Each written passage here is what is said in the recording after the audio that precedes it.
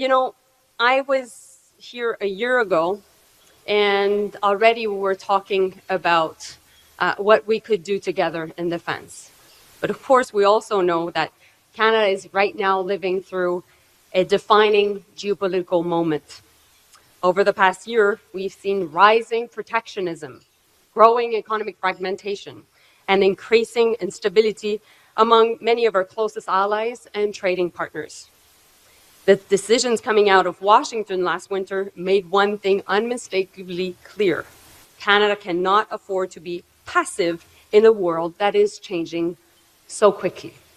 But last winter was also an important moment because it marked a shift in our own approach. In Davos, the Prime Minister called on middle powers to step up, to develop a third way, providing hope and options to billions of people around the world. Then came the decisions out of Washington last winter. Decisions that sent a powerful message to Ottawa and to Canadians from coast to coast. Canada can no longer afford to sit on the sidelines while the world changes around us.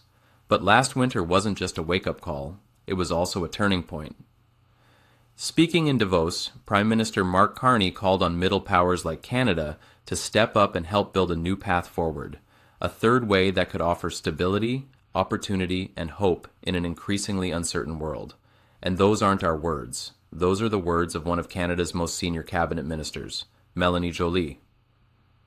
When you listen closely to what Joly is saying in this speech, it becomes clear that something fundamental has shifted inside Canada. Years of tariffs, economic pressure, trade disputes, and constant uncertainty have forced Canada to confront a difficult reality. If Canadians want to remain prosperous, secure, and truly sovereign, we can no longer take our future for granted. And what you're about to hear isn't simply a speech about defense spending. It's a speech about Canada's future. It's a speech about sovereignty. It's a speech about independence. And perhaps most importantly, it's a speech about why Canada is no longer waiting for permission from anyone else to shape its own destiny. So stick with us until the end, because this speech may reveal more about where Canada is headed than many people realize. And if you love Canada and want fact-based analysis on the biggest stories shaping our country's future, make sure you're subscribed to I Love Canada. We entered the Second World War with limited defense industrial capability. And by June 1943, the Globe and Mail was reporting that 900,000 women and men, mainly women because men were on the fronts, were producing each week, 80 planes, 4,000 motor vehicles, 450 armored fighting vehicles, as well as ammunition, explosives, and more. And those efforts, and of course, alongside the service and sacrifice of more than 1 million Canadians in uniform, helped secure decades of peace, prosperity, and alliance leadership. And that generation understood something we must understand again today. Industrial strength is national strength. And so my point to all of you is we did it before, we can do it again.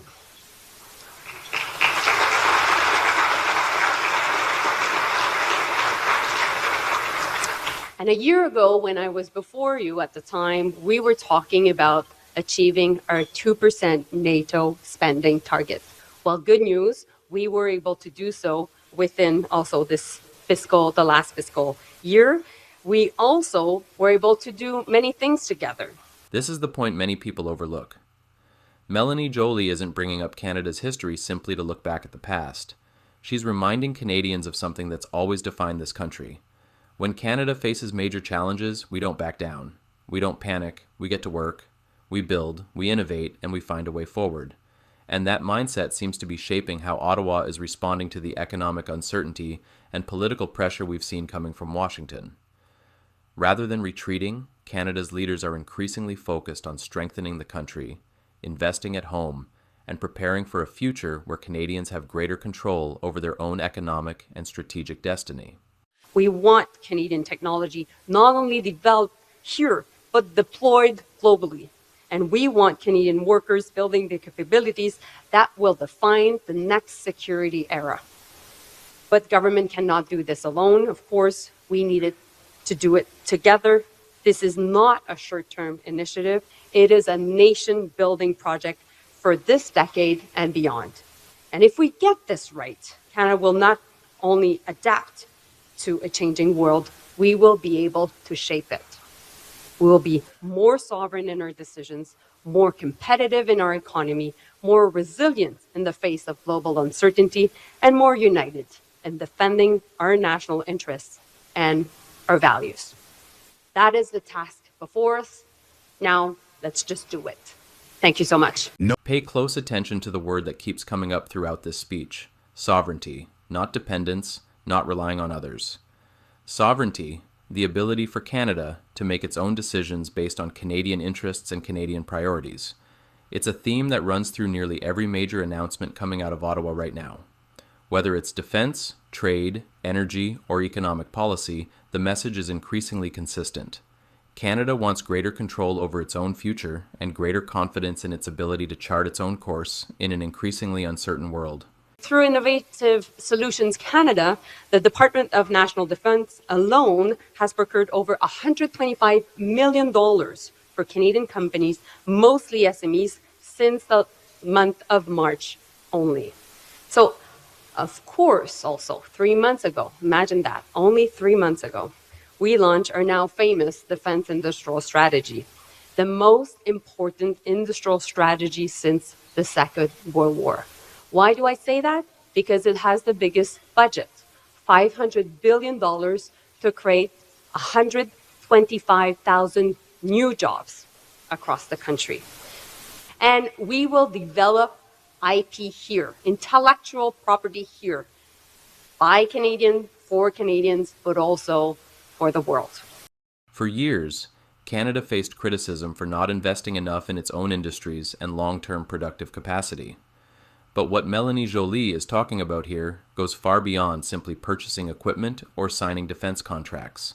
This is about building more here at home, creating Canadian technology, supporting Canadian workers, and developing Canadian innovation that stays in Canada. Rather than seeing the economic benefits, expertise, and intellectual property flow elsewhere, the goal is to ensure those opportunities strengthen Canadian communities, Canadian businesses, and Canada's future competitiveness. Recently announced the acquisition of advanced jet trainers to expand NATO pilot training capacity in North Bay. In Atlantic Canada, Kraken Robotics is advancing cutting-edge underwater surveillance technologies. And in Western Canada, the Aviland continues a proud aerospace tradition, strengthening our sovereign capacity across civil and defense operations. These companies represent the kind of sovereign industrial capabilities Canada must continue to scale. One phrase in this speech deserves special attention: sovereign industrial capability. Because over the last few years, countries around the world have learned a hard lesson. Economic security and national security are now deeply connected. If a country can't produce the technologies and equipment it depends on, sooner or later it becomes reliant on those that can. And that's exactly why Canada's approach is evolving. Rather than depending heavily on foreign suppliers for critical defense and strategic technologies, Ottawa is increasingly focused on building those capabilities here at home. The goal is simple: strengthen Canada's self-reliance, support Canadian innovation, and ensure that key decisions affecting Canada's security are made in Canada, not somewhere else. Here are the different criteria to be able to become a strategic partner with the government.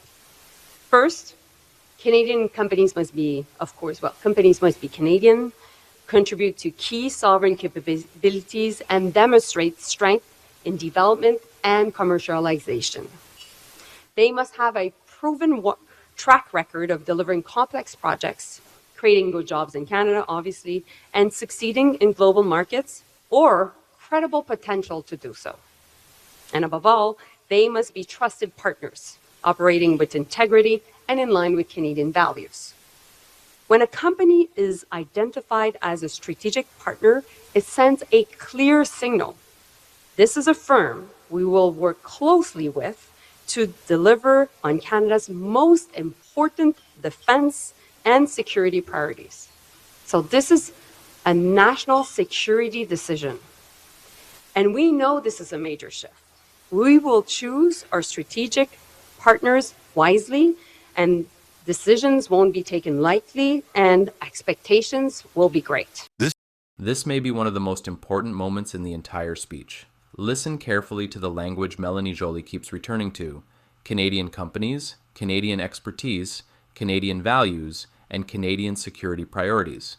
That's not accidental. What we're seeing is a government placing a growing emphasis on making sure the decisions that shape Canada's future are driven by Canadian interests.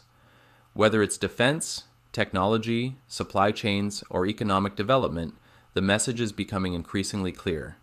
Canada wants more control over the choices that affect its prosperity, its security, and its long-term future. At its core, this is about ensuring that Canada's future is being built in Canada, by Canadians, and for Canadians. Let's also remind ourselves that our defense industrial strategy approach also recognizes the human dimension of the trade war, because we're using a lot of the defense investments as an economic stimulus to support people.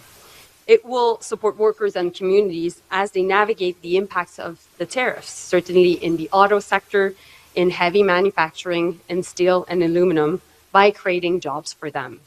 And ultimately, this is about more than defense. It is about creating growth. And this is where we get to the real message behind the speech. The tariffs and economic pressure coming from Donald Trump were meant to put Canada on the defensive. But in many ways, they seem to have accelerated a much bigger conversation that was already beginning across the country. How can Canada become stronger? How can Canada become more resilient? And how can Canada reduce its dependence on decisions being made beyond its borders? Those questions are increasingly shaping Canada's economic and national strategy. What makes this speech so important isn't simply the funding announcements, the procurement plans, or even the defense commitments themselves. It's the broader vision being presented. For decades, Canada operated in a world that felt relatively stable and predictable. That world is changing. Global competition is intensifying, supply chains are becoming more fragile, and geopolitical uncertainty is growing. The Trump years didn't create all of these challenges, but they certainly forced Canadians to take a closer look at them. And Ottawa's response appears increasingly clear: build more here at home, create more Canadian jobs, invest in Canadian innovation, strengthen domestic industries, and ensure Canada has the capacity to make more of its own strategic decisions. In short, become more self-reliant and more sovereign. Whether you support every aspect of this approach or not, one thing is becoming difficult to ignore. Canada appears to be entering a new chapter, one where economic strength, national security, and sovereignty are no longer separate conversations, but part of the same national vision. And judging by the tone of today's speech, Canada's leaders believe that future is already taking shape. If you enjoyed this analysis, be sure to subscribe to I Love Canada for more in-depth coverage of Canadian politics, Mark Carney, Donald Trump, Canada-US relations, and the major stories shaping Canada's future.